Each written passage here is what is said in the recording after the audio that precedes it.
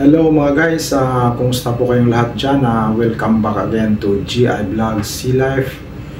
And today's videos mga guys, i-share ko sa inyo yung maiden voyage namin from Asia to Europe, no?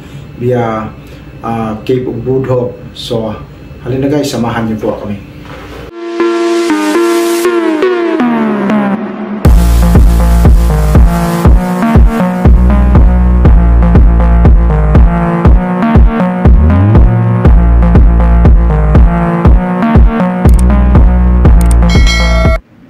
Hello mga guys, ito yung first day ng maiden voyage natin, no? Gumagawa tayo ng mga route guards mga guys dito sa Buson Store sa forward mga guys, no? Dahil medyo mahangin sa labas at mainit. Dito tayo gumawa sa loob mga guys. Gumawa tayo ng route guard na plywood, no? Dahil may sinupply sila na metal, hindi maganda gamitin, nakakasira ng mooring line. At ito naman mga guys, ang ibang pogi natin is pinahanda natin yung mga cover ng windlass na canvas para pag long voyage na gamitin na natin ito mga guys, na i-coveran yung mga mooring lines natin. Ano pala mga guys, Asia to Europe yung ano natin, no, na yung service, yung trade natin via Cape of Good Hope, dahil hindi pa makadaan doon sa Suez Canal. At ito nakikita nyo mga guys na mga lasting rod, yan yung mga spare parts natin ng turnbuckle at sa mga lasting rods. Hindi pa siya nakasecure dahil temporary lang muna natin ilagay dyan, pero isi-secure natin mga guys.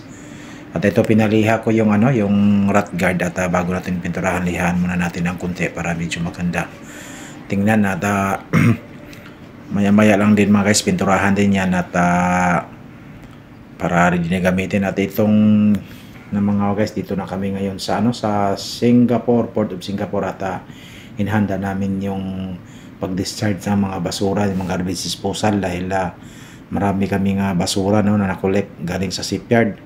So ito yung garbage store namin, kini-clean up na namin, at maya maya lang ibibirahin na ng crane yung mga garbage namin via monorail crane, no, dito sa engine casing, dahil nandoon na yung truck na naghihintay. Ayan mga guys, yung dalawang kasama ko ay shout out, taga Bohol po yan mga guys. Ang babait po ng mga taga Bohol mga guys. So, kami lang ang tumira dyan dahil yung iba na sa cargo operation at yung iba nagpapahinga.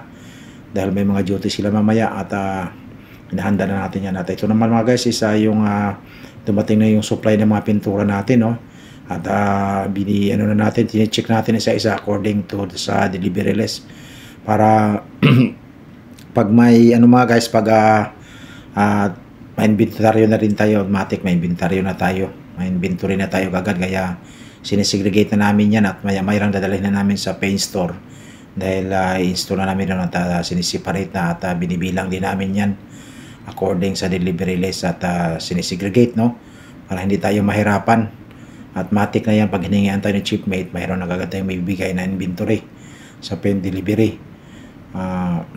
Yan, ina-unpack na namin yan, at inisa-isa para matingnan kung tama ba yung delivery. At ito mga guys, ito na, inaano na namin sa paint store namin, at maganda yung paint store natin, medyo may kalakihan kaysa doon sa ibang binaba natin the last year, no.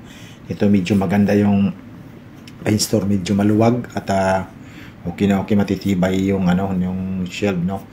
At yan, pinaparensa natin yan, at maya-maya lang din para may pasok na lahat. Tapos nilalagyan natin ng mga label yan para pag gumamit tayo, madali lang kumuha kung saan yung kulay na gagamitin. Yun mga guys, dahan-dahan na natin iayos yan dyan, at i-segregate, i-separate para according. At dito naman mga guys, dito kami sa Malaysia ngayon pala, itong videos na ito sa Malaysia. Nagkurahe kami dahil magbabangkirin kami ng LNG. Itong barko pala mga guys is powered by LNG, at dito kami sa Malaysia ngayon dahil magbabangkiring ng LNG, no. At yan, may bunker barge, at minumuring na namin yung bunker barge dahil nagsiship side na sila sa atin. Yun, humagis yung US mga guys sa pool. Galing mo bata, galing talaga, no? Bagong training yata ito mga guys, dahil magaling maghagis. At yan, At dito pala yung mga crew pala dito sa mga bunker bars ito is mga Malaysia, nakala namin mga Pilipino. So nakikiusap tayo na isa-isa lang yung ibigay nila na linya yung headline para hindi tayo mahirapan. But anyway, mayroon naman tayong ano dyan, yung capstan, no? Motor capstan, electric capstan motor. So hindi ganong mahirap, pero kahit na para hindi lang gugulo, nakiusap tayo na isa-isa lang yung ibigay. At dyan mga guys, na itali na natin yung mga breast line, yung headline na lang na dalawa ang kulang habang nag-alongside sila sa atin, nagsisipsat sila sa atin is may ano sila, may tag na nag-assist din sa kanila para smooth lang yung pagdikit nila sa kustado natin. At yan, nagbibigay na sila ng linya sa atin at bibirahin na natin yan maya-maya para matali na sila natin yan. May dalawang breast line na naman na naitali na una, yung headline na lang ang kulang, no? At yan, binibira na nila maya-maya lang, matapos na rin guys para makapag-upisa na ng bunkering, dahil medyo marami-rami yung ikakarga dito na LNG bunker, no? Dahil long voyage tayo from Asia to Europe pala yung trade natin via Cape of Good Hope, dahil bawal pa dumaan doon sa Suez Canal dahil gawa nang yung binubumba ngayong barko doon. Kaya medyo matagal, kaya mahaba yung biyahe natin, no? Via Cape of Good Hope yung dadaanan natin dito sa may bandang Africa tayo dadaan papunta ng Europe. So it will takes almost a month or more than a month yung target. But anyway, naano lang natin yung schedule natin doon sa Europe, no? Medyo matagal pa naman, kaya dahan-dahan lang siguro yung speed natin papunta ng Europe. Yan, binibira na nila yung guys sa yung headline para may secure natin dyan sa bullard na yan. Okay, bibirahin na natin ang capstan mga guys dahil medyo may kabigatan so dahan-dahan lang matapos yan mga guys. At importante, safety lang talaga, kay baka mapatid yung delikado din pag mapitikan ka dyan sa messenger line, no? Yung kasi pang tagbot yung binibira namin, no guys, medyo may kalakihan na lubid dahil mabigat yung lubid nila, baka hindi kaya ng heaving line namin, kaya yan, binibira, ginagamitan namin ng pang tag line at para birahin ng capstan, no? Yan, at habang pala mga guys, tinutulak din siya ng tagbot, no? May nag-assist na tagbot sa bunker barge na yan para makadikit sila sa amin at may tali. Ayan, may dalawang yan yung dito naman mga guys, no? Nag-drifting pala kami dito sa videos na ito mga guys. At yan, si EB, kinakabit niya yung recovery sling ng lifeboat dahil patatakbuhin natin yung lifeboat, no? Dahil bago nga ito pinaptesting. At ito naman yung mga team na sasakay dyan, taga Bohol din yun mga guys, at taga Tarlac. Shout out sa mga taga Tarlac at taga Bohol mga guys. At yan naman si third engineer ng Bicol, shout out dyan sa mga taga Bicol, At ito may grasa mga guys, ihanda natin yung grasa para ito na yung occasion na magrasahan dahil hindi pa talaga nagrasahan mula sa shipyard yung wire ng lifeboat, pati nga yung mga guys, wala pang cover yung embarkation ladder, pero lalagyan natin yan. At yan mga guys, si Chiefmate nagbibigay ng instruction sa mga sasakay dyan, sa team na sasakay dyan, no? Isang engineer, isang second mate at dalawang EB para may lower nila yung patakbuhin nila yung lifeboat dahil first time yan tatakbo mga guys, at titistingin talaga yan mga guys kung okay ba siya. At yan, nabibigyan ng instruction si Chiefmate mga guys. So ayan, at maya-maya lang mga guys, ilo-lower yan sila na yung hihila doon sa remote control wire para sila yung maglo-lower. At si Chiefmate yung in charge, siya naghihintay lang ng command galing sa bridge, no? Kay Kapitan at kay Chiefmate, sila yung nagano dyan in charge. At kukontak naman siya yan ni second mate yung at maya-maya lang nasa tubig na yan mga guys. At para patakbuhin, at gasahan din natin mga yung wires. At yan na mga guys, pero yan hihinto mo na mga guys, no? Dahil tatanggalin na yung recovery sling dyan sa may hook. At pag natanggal na yan mga guys, at yan ay tuluyan ang i-lower sa tubig, no? Para matanggal naman yung hook at makatakbo na, para may testing ayun mga guys, nasa water na yung lifeboat. Tatanggalin na lang yung hook para makatakbo at i-release yung painter line.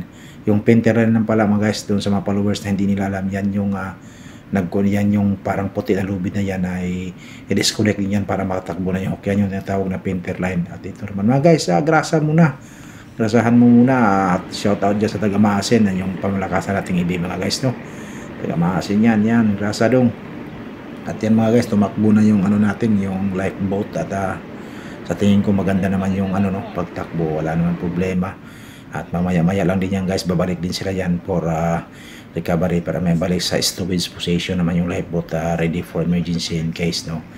At dyan shout out dyan sa taga Maasin boy, si Boss Joe Panny, ang batang Maasin po yan no. Siya yung pinagrasa ko dyan. At yan, tumakbo na yan mga guys. At pabalik na rin yan dito. Kawayan mo sila Joe. Yan, kawayan mo yan. Ayos pero hindi puro kamay grasa, kay kaway grasa, grasa muna dyan Joe, paggrasa. Para medyo maganda yung labanan yan. Para mamaya-maya tuloy-tuloy na yung pagbira natin yan.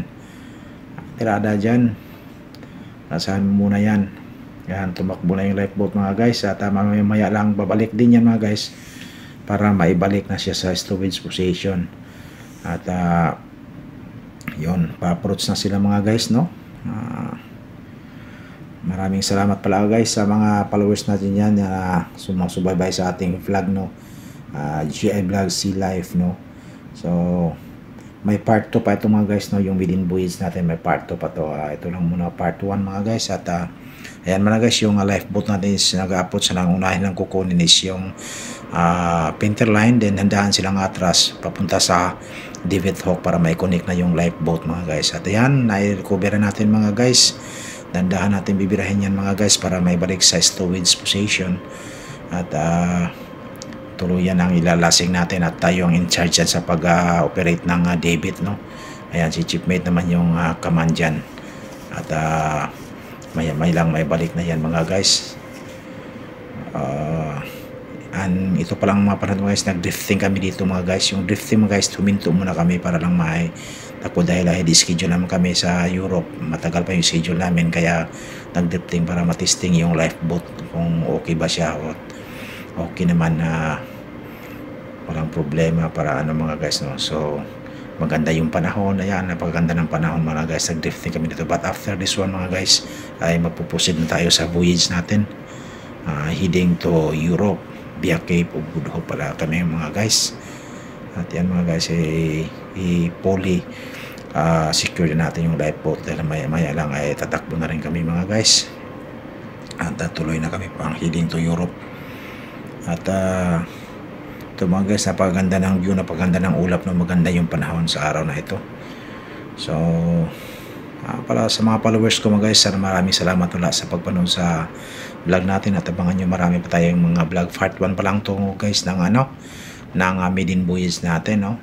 So at dito naman mga guys, ayan, nag-arrange kami ng life embarkation ladder ng riprap dahil hindi may fit yung cover niya, kaya kinamada namin uli yung minalilitan ng kamada dahil hindi may covered yung yung canvas. At kakabira na namin yan dahil pa Europe na kami. At yan yung canvas mga guys. So thank you so much guys for watching GI Vlog Sea Life.